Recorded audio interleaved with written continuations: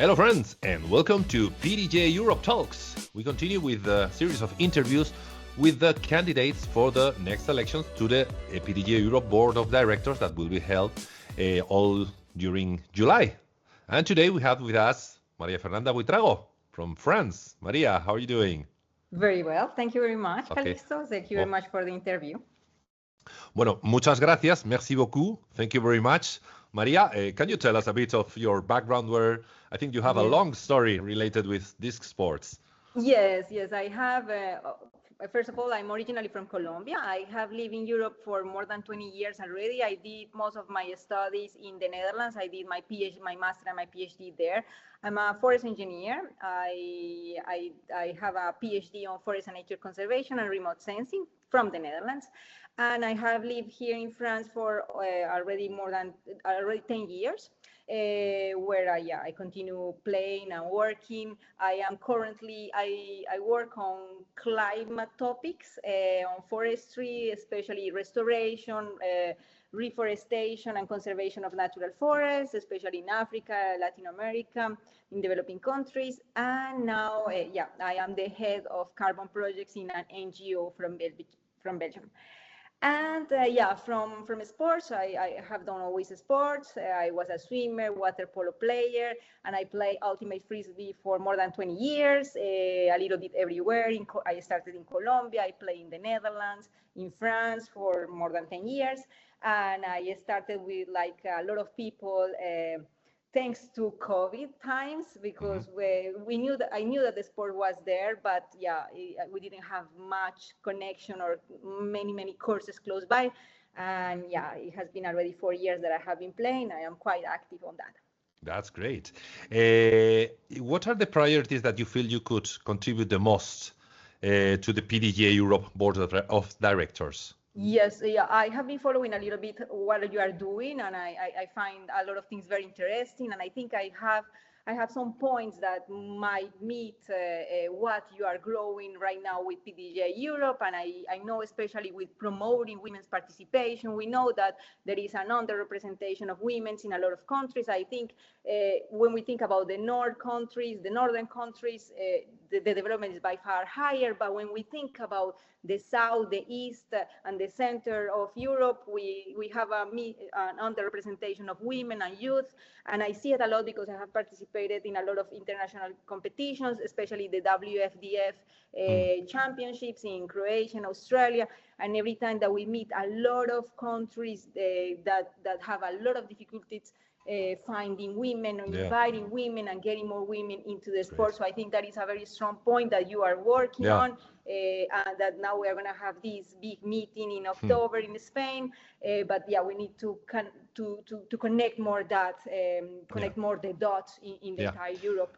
Also Making use of that you mentioned about the national conservation, maybe all of you know that in PDGA we have the PDGA Environmental Committee with the Throw Green initiative. Yes. They have a committee in the United States, and here in Europe we are starting to see some issues in some of the northern countries with, for example, conservation issues with the rules of the TPAT, etc. How do you feel that this connection with that environmental part of this Gulf?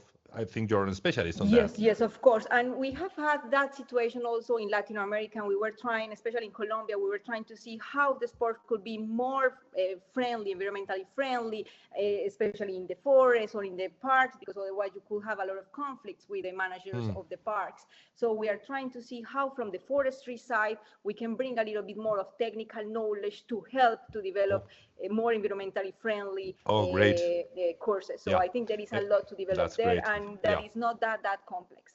Erosion, soil compactation. Yes, when you think about Spain and other places, yes, of course, it's a lot. And the impact that we have, like during tournaments as well. So we have had already some of those examples in Latin America, and I'm pretty sure that we can bring some of those here as well. PDGA is a member-based organization, so we are always trying to get new people for the organizations and grow the size of the organization so that we are able to accomplish bigger goals. What suggestions would you have to try to increase the number of PDGA members in Europe? Yes, I think one of the most important points is to keep the momentum. We know that from COVID times and after COVID times, we have a strong momentum on getting more PDGA members and more disc golf players. I think it's to keep it that, and I think one of the strong points and something that I also saw in the Olympic Committee, because I have the chance to be in one of the meetings before Paris, the Paris Olympics, is like these athletes commissions and the communication with the athletes and how to broadcast more disc golf, how to get connected more also in our point, or in my point of view also, like for instance connected more with ultimate frisbee, because sometimes we have a huge ultimate frisbee community that sometimes doesn't really know about the sport, so don't have really access to the sport. So more communication with this type of a sport. Basketball, we also have seen it here in France, more connection between these sports, get the sport to get know better. And I think that is very important. Also with the social network and how to broadcast what we are doing. And that is very, very connected what is happening this year, because this year we have a huge platform with the World Games. That is the first time we go back to the World Games. And we need to show the sport, because it's a very amazing sport, self-regulated, and there are a lot of advantages that we also are trying to show that in a lot of countries. And I'm pretty sure that this year is going to be very, very a strong year for that. That's great. You live in France, so vous habitez à la France. France is one of those countries that, as we say, those big five: France, UK, Germany, Italy, Spain. Sometimes we calculate we have roughly the same population as the whole United States. We are always trying to expand that success model from the Nordic countries, Sweden, Norway, Finland, Estonia, to the rest of Europe, Central and Southern Europe. We have already talked about this. What ideas do you think that could fit in this idea of trying to expand that success model to those France, Germany, UK, etc.? Yeah, and I think, like for instance, when I have met the leaders, because we do have a lot of leaders of this sport in most of the countries, and I have played, for instance, in some of the competitions in the WFDF competitions against, for instance, Lithuania, and like they have a lot of issues to get more people, more women, more youth, but there are strong leaders there, and we need to get more communication between all of us, like Central and Southern Europe, to see how we can replicate that. And I think is by communicating a lot. That I think is about like, and that is a model that we were talking before about. That is about what some examples that I'm seeing right now in Latin America. And you mentioned that before when we were talking before the call, that in Latin America, for instance, now I see that there are some clinics that are coming from PDGA, PDGA Global,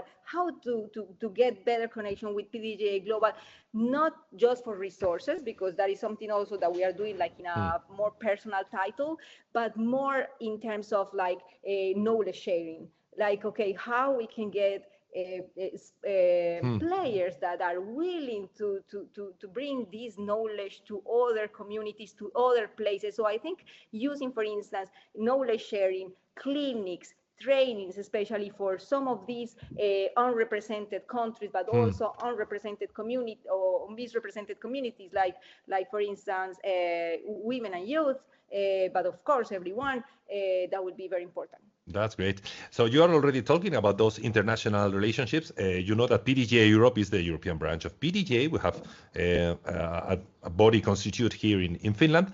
And you already mentioned that relations, for example, with WIFDIF, we have the two models of European sports, so regional, national, international federations, International Olympic Committee, that European model. And when we have the, let's say, call it US professional model, professional association directly connected.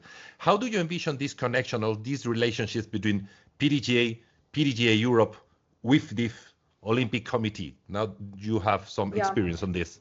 Yes, for sure. I don't have all the knowledge that you do have between, like, for instance, PDGA Europe, PDGA Global, but I'm pretty sure there is a lot that is going on there, and that there is a lot that we can still develop there between that strong connection, international connection with PDGA Global. But then when we talk about WFDF, because I have been member of the committee, the Disc Golf Committee of the WFDF, I think like the doors are open to work together, and especially on what we're talking about, like knowledge sharing, because resources is another thing that can be done. We do have a lot of foundations right now. When you think about Paul Macbeth Foundation, but also other foundations that are trying to bring not just resources, but sharing knowledge, and we have to see how we can connect these PDGA Europe, Global, WFDF, but as I mentioned before, this year connected to the Olympic Committee. I think there are a lot of intentions also to get a strong relationship between the Frisbee sports, disc golf included, with the Olympic Committee. So I think there is like the floor is open to really get more connected. That's great. How do you envision the future of disc golf in Europe, for example, let's say in over next 5 years? Yes, of course. I think the sport is growing. As we mentioned before, there is still this momentum from COVID. We see the statistics, and the statistics are growing a lot. We know that the statistics grow more like in some places than in others. I think there is an analysis that has to be done there. And as I mentioned also, to get connected with the leaders of more of these underrepresented countries to see what we can do there. But I do see the sport in the 5 coming years growing a lot. Growing more with the women's. Now, like right now, we have this big event in October that for sure will be replicated every year, and I'm pretty sure that it's going to be a success. But we also can do the same, similar, and also like trying to mobilize more of these tournaments more to the south. So to bring more of the North knowledge and more presence, more broadcasting, more to better visualize the sport also in the South and in the East and in the center of Europe. Okay, that's great. So we have already talked about your past in your professional career and in your disc golf related or disc sports related experience. What special skills have you got, maybe from your professional background, that could benefit the PDGA Europe Board of Directors? Yeah, I think I have been always a manager, like, because I have been always like leading teams on reforestation, conservation, and in this carbon market that is quite big. So and I'm a team player. Is also the sportive part, like working and in the sports. I always have been a team player. I have been always trying to be part of boards, meeting. To really can help to grow the sport. So I think that is something that I bring to be a team player, to be active playing, to also know what is happening with the athletes. Like, I think that is also something very, very important that we are missing in a lot of these Frisbee sports, is like they need to really see what is happening with athletes, what is happening in the competitions, and try and to open these communication channels with the athletes, and for instance with the PDGA in this case. So I think that is what I can bring, like my experience on being part of big teams and also helping to manage big teams. Great. So we arrived to basically the open floor questions. I'm going to make one. You have a lot of experience in Ultimate, both as a team. Colombia is a great superpower worldwide in Ultimate, and in the experience related, for example, with WIFDIF. How do you envision the relation between Ultimate Frisbee and disc golf, for example, inside WIFDIF, and with this Olympic relationship? Would you find those kind of synergies, or how do you feel that this relation between disc golf and Ultimate should work? As I mentioned before, I think it has been very separated all the time. Like I have been playing 20 years in France, the Netherlands, a little bit everywhere, like going to a lot of tournaments, and I never saw the connection with disc golf. I like disc golf courses. I like more knowledge on that. But I think the gap is getting. We are closing the gap, because right now we see more Ultimate players playing disc golf, and I see it very, very, very strong here in France, and it's something from the last 2-3 years where Ultimate players, they can play also disc golf. They are sharing, and we are getting to know more the sport. An example is what we are doing in my team here. We are an Ultimate team, but now is getting to disc golf, and we can see all the time the communication, the news, winning tournaments, that is really making more rich the Frisbee community. And I think with WFDF, and as I mentioned, with this big connection that now we have with the Olympic Committee, I think we are also having the open floor to get more information of what is happening more into the Olympics, because finally, very, very soon, we are going to have a frisbee sport in the Olympics, but also now we open these huge doors of the World Games that for sure they're not going to be closed. So I think there is a lot to do there. Okay, so I think we have covered a lot. I would like to give you a chance to maybe draw our attention on something that we have not discussed, or maybe giving a direct phrase for someone that could be considering supporting you in those elections. Yes, thank you very much. And yeah, of course, like I'm very happy to be part of this, and I'm very happy to be part of this huge community. Like now I am feeling it in France that the players and the community want to help. And that is something that we didn't talk, because also in Europe, we have a lot to develop in Europe, but we also have a lot of capacity to mobilize resources towards other regions. And I have seen sometimes we are trying to make a foundation to mobilize disc and resources to other regions like Colombia and Latin America. And it's not a huge effort. And you see the happiness of all the entire community, sometimes in big tournaments, like in world tournaments or like national tournaments. All the players are super happy to know that they can contribute also in other regions. So that is also something that we are starting to work, and I'm pretty sure that it will have also a lot of development. And that will be a strong connection with PDGA Global. That's true. That's true. María Fernanda Buitrago, thank you so much for coming to the show. Muchas gracias. Merci beaucoup.